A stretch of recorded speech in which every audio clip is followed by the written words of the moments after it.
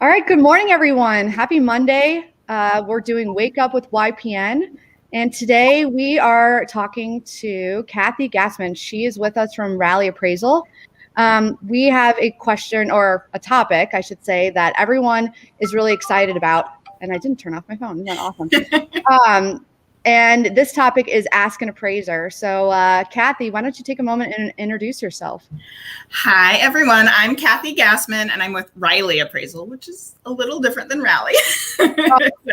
It's actually, I can't read. No, people do it all the time because my maiden name was Reilly, and so I started my business with my maiden name, and yeah, it was probably not the best idea, but my bad. I'm sorry. I'm going to be like.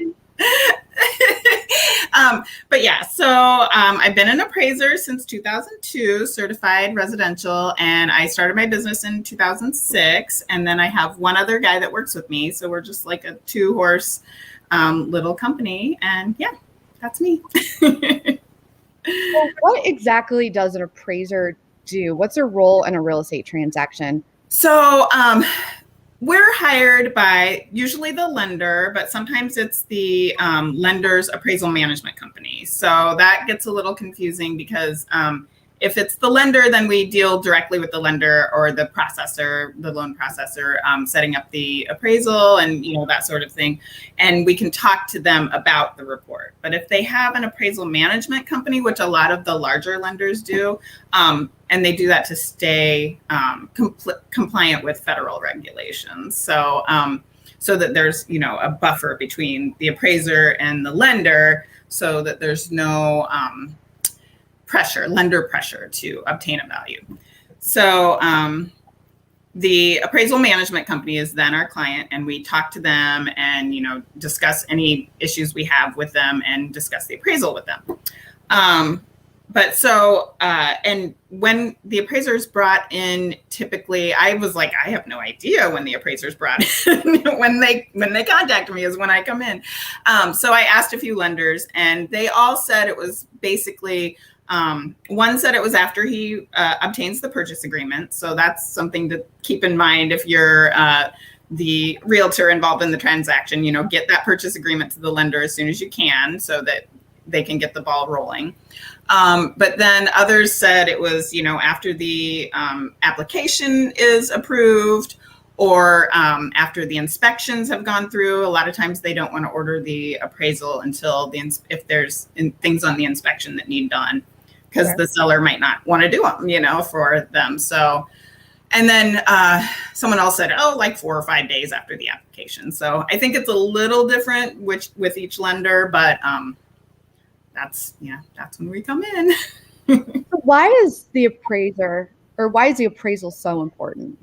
So it's important. That's really twofold. So we're the only party involved in the transaction who is unbiased, and we don't have our emotions wrapped up in what the market value is. So everyone else involved in the transaction wants it to work. Even the lender wants it to work. They don't want to.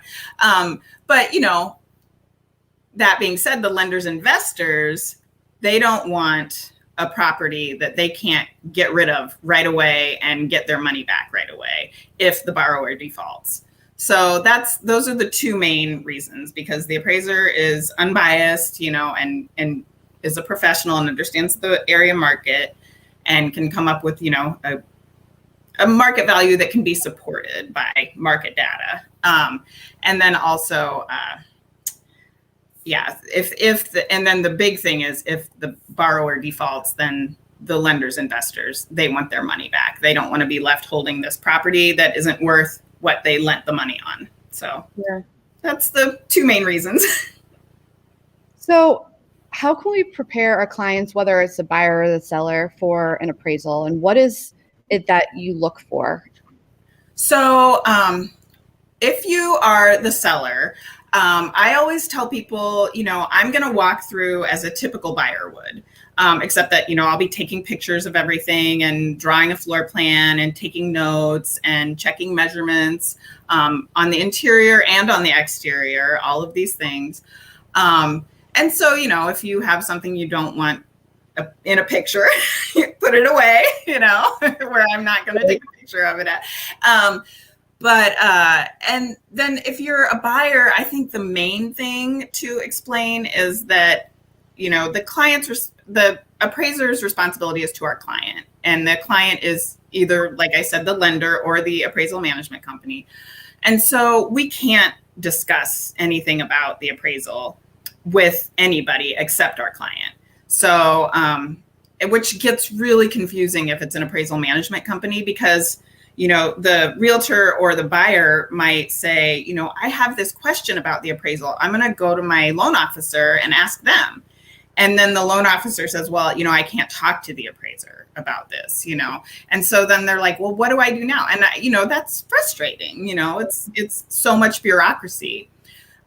So, I always tell people, if you have any question whatsoever about the appraisal, nobody likes their work to be questioned, but I encourage people, because it's frustrating to not understand a document that you have in front of you, So I tell them, reach out to your lender or your realtor and have them reach out to whoever the entity is that engaged the appraiser. So if it's the lender, if it's the lender's AMC, and put your questions to them. And if they can't answer them, they have every right to reach out to the appraiser and have the appraiser explain it.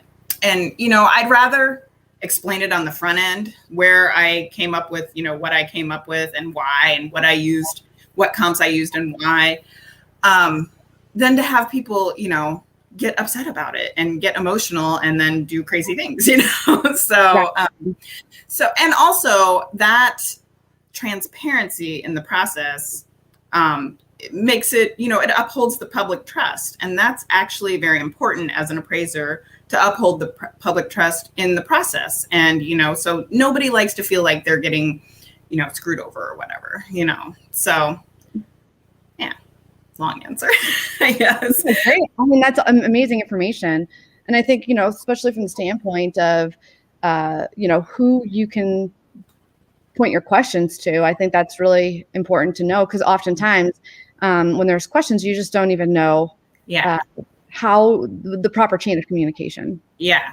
So that's how it goes. So definitely, ask the lender. And if they can't answer, this is what I always say to people, even with refinances, ask the lender. If they don't know the answer and they can't answer it, they can ask either their AMC or ask the appraiser. And then you can, and I personally would rather explain it on the front end than to have someone just get into an emotional frenzy and, not know what they're dealing with. So, right. And then I'm looking at my notes here. So there is, an appraisal packet. Like, I know some realtors are like, oh, I'm going to, put this packet together for the appraiser. And I'm a big fan of those, like any information that I can have about the subject property, about, and there are some borrowers even who, they have a spreadsheet of everything they've ever done to the property, how much it cost, who did it, I like all of that information, because that's so important. I didn't even realize that people were doing that. That's fantastic. Yeah. And there, you might get the odd appraiser who's like, oh, this is, lender pressure or pressure to hit a value, or whatever. But if it's not couched in those terms, if you're not like, this is worth 300,000 because of this, if you just say, oh, here's what they've done to the property in the last 10 years, and here's who completed the work, and here's how much it cost. And, also they're right, there's a bus stop right outside, and, there's a park over here, just anything that, you think would be important about the property, zoning, what else?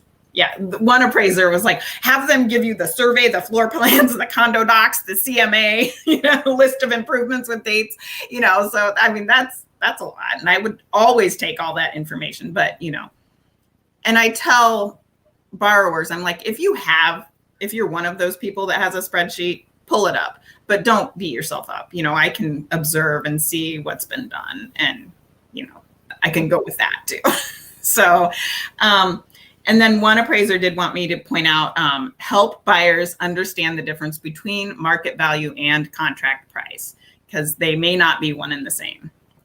So if a property appraises below contract price, the buyer either may have an out, not buy the property, or they may want to renegotiate the contract price, or they'll have to bring the extra cash to closing that we talked about earlier. So, yeah. Well, I mean, this kind of goes into my next question. Yeah. If you've got a house that honestly, the market demands right now are clearly increasing value. And so going back even a week might showcase a lesser value. So how are you adapting to the rising home prices, and how do you account for the demand? Yeah, it's so hard as an appraiser because and it's hard every year at this time of year, because in spring is when prices tend to inch up, but this year is just crazy because there's not, the supply is not there, and it wasn't there all last year either, really, the supply of houses available. So it's like creating this bottleneck, but so the appraiser, we are at a disadvantage in a market like this because we are looking in the rearview mirror. We have to base our opinion of value on sales that have closed. So this time of year, it's really great if you have a sale that is closed and you can use that. But that might not be the case. So then some other tools in our toolbox are, we can use a time adjustment, which is, that can be derived from the market in different ways. And so if your sales are from last year, you can figure out a percentage of, the difference in housing prices, overall, maybe not in this, subject market, but maybe in a different one. There's different ways you can figure out a time adjustment with math. And, but, you can also use competing listings as kind of like your ceiling so you can say, well, this house might be worth, there's this house that's very similar that's listed for $300,000. And so our subject property wouldn't be worth more than that because this list price is the ceiling. So, you can kind of put I like to put competing listings in, especially this time of year. They're not as relevant, later in the season, like in November, your competing listings are going to be just so random. Typically our season is like March through August, So, yeah, so it's hard for us to keep up with this, rapidly high demand, low inventory market. And, I don't know if we have time to go into it, but, I was listening to a podcast yesterday and they were talking about the effect that this type of market has on affordable housing. And, because most first-time home buyers or, at the low end of the market, they don't have $20,000 laying around to bring to closing, if the house doesn't appraise. So, that's a societal problem, So as an agent, let's just say, for example, I have a listing that gets 15 offers. Is there any way for me to say, hey, look, Kathy, we've got this house and we don't have a ton of comparable sales, but we have obviously 15 people lined up to want to buy it. Can I convey that information to you? So here's the thing with that. I actually wish there was something in the MLS, that you could say, there's been this many offers so that we could see that, as an appraiser. But I feel like that might mess with your strategizing as a realtor. I don't really know because I don't understand that part of, but so, but there are times, a lot of times lenders, if the contract price and the appraised value are higher than the list price, they want to know why. And so they'll say, were there multiple offers? So then I'll have to reach out to the listing agent and say, the lender wants to know why the sale price is higher than the list price, what's going on, So, sometimes you have to, do that. And I feel like being proactive and, saying, I have several offers. The only thing, we are allowed to communicate with other professionals. The only thing we can't communicate about is the value of the subject property. So, if you call the appraiser and say, I know this home is worth $350,000 because I have 15 offers that are at 350. Like if you say it like that, then that seems like a little bit of a, unethical, area for an appraiser, and they might be like, oh, you can't talk to me about that, and I can't talk to you, But if you're gonna be a professional, you have to be a professional and speak with other professionals about the market, especially in a rapidly changing one like right now, So I don't have a good answer for you, and that you should say yes, definitely, but I want to know if I'm appraising a property and there are multiple offers, I would like to know that, as an appraiser, because it's a data point, It's like a material fact, Yeah, exactly. It's the reality of the situation on the ground, Right. Exactly. So when pulling comparables, what criteria do you use? So what I like to do is I like to start big and then weed them out smaller. So, if I have, so it's very dependent. If I have my subject property is in like Manville Heights, most people, if they're buying a house in Manville Heights, they want to live in Manville Heights. So I'm just going to go there, But if it's, just a random, split foyer on the east side, I'll go pretty much throughout the whole east side, But so from that, it's different every time. But so the lenders and the GSEs, what they like to see in an appraisal, they like to see what's called bracketing. So they want to see the components and the finish bracketed. So even the site size here, I made a list so I would remember. So your location, and they like to see the location, within a very small area. They don't want to see you picking, comparables from way over, but sometimes you have to. But you just have to explain it. So yeah, the site size, the design and style. I like to compare, ranches to ranches, 2 stories to 2 stories, but sometimes you can't. Sometimes there's no other 2-story, so you have to compare it to, a ranch in the same neighborhood. Quality of construction, actual age, which is different than effective age, which is, basically the age of the property since there's been updating, So a house built in 1950 that had nothing done to it, and a house built in 1950 that has been, gutted and remodeled would have 2 different effective ages. Condition, above grade, room count, and living area, which is separate from below grade, the basement, So they like to see that bracketed, so one that is a little bit smaller, one that is a little bit bigger, and one that is right around your subject, bath count, bedroom count, above grade, they like to see that bracketed. Same thing with the finished area below grade. They want to see that, the heating and cooling, and then the garage stall count.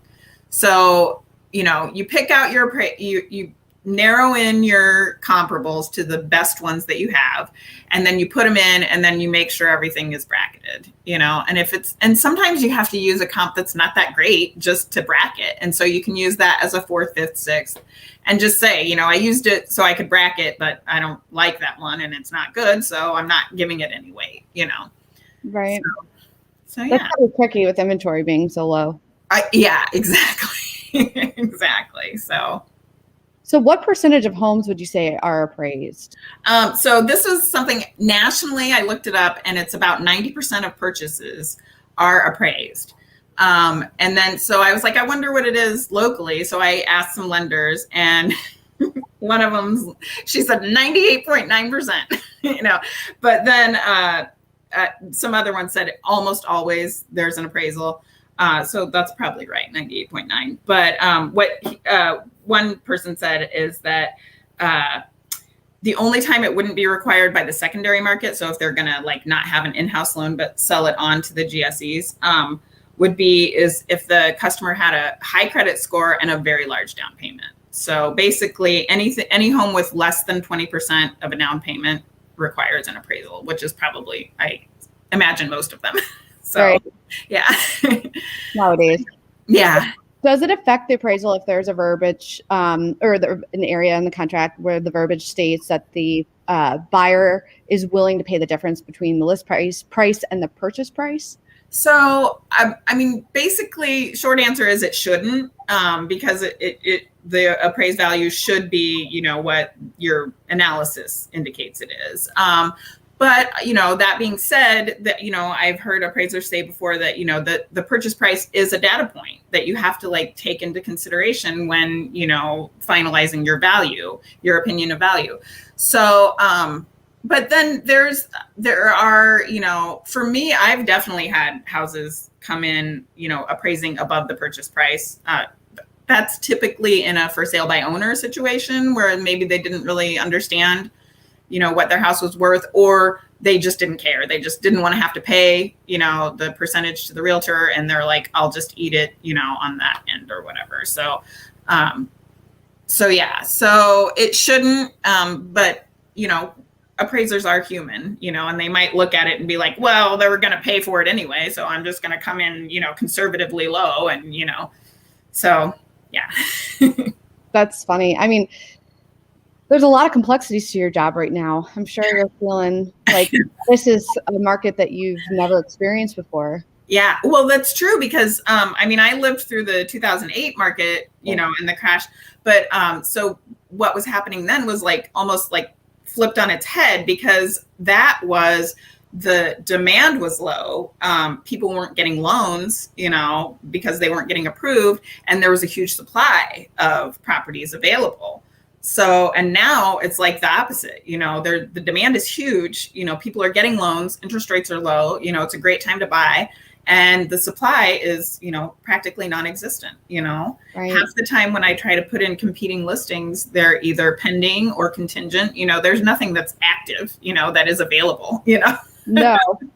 And it might be on the day that I'm working on the appraisal, and then I go to send the appraisal the next day, and it's like, well, that one's not relevant anymore, So You got to get that in right away. yeah, exactly. No sitting on it. No. No double checking anything.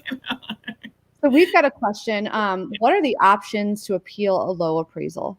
So that kind of fits in with what I was saying before, that if you as the realtor or the borrower, if you have that appraisal in your hot little hands and you're like, I don't understand some part of this appraisal, whether it's the appraised value or how you came up with the living area, why these comps were used, any questions you have about that appraisal should be addressed to the lender. And the lender can either answer them, or they can reach out to the appraiser if they are the client, or they can reach out to their appraisal management company. And the appraisal management company can reach out to the appraiser and say, hey, can you explain why you came in at this appraised value? And, whatever the question is, whether it's a low appraisal or not. And, the lender is the one who, because they can, their underwriters can overwrite anything an appraiser does. So they might say, well, this appraiser appraised it at 300,000, and I think it is worth 310. So go ahead and lend on 310. So the lender is kind of the ones with the money. So they might be able to order another appraiser or whatever. So yeah. Another question: how are you making adjustments for new construction, particularly regarding the price increase of materials? For example, building the same house now versus 3 months ago, the lumber package may have increased 40 grand. Are you having issues meeting the new values due to increasing material costs? Yeah, that is an issue. And it actually has been an issue since last year when the lumber costs started going haywire. So it's because with new construction, we do typically do a cost approach, which is a way to establish value.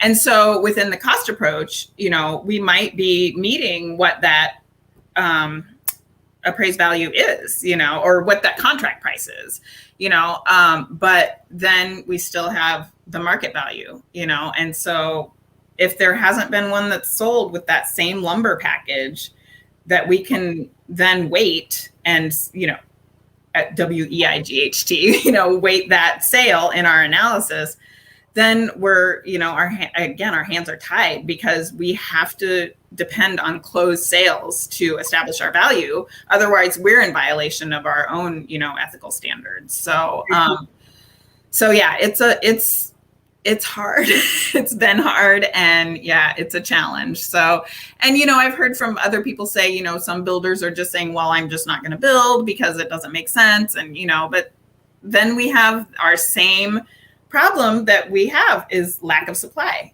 so Right. we need to increase our supply of, properties available in order to have this market even out. So we've got another question. What is your rough value that you put on things like a third stall as compared to a standard 2-stall garage, or a 4th bedroom as compared to a standard 3-bedroom house? So it's always different, in depending on what the subject property is. And the best way that I have found to find those values is in new construction, because they will, the houses are very similar, and, they'll have like, oh, here's this house that was just built and is a 2-car.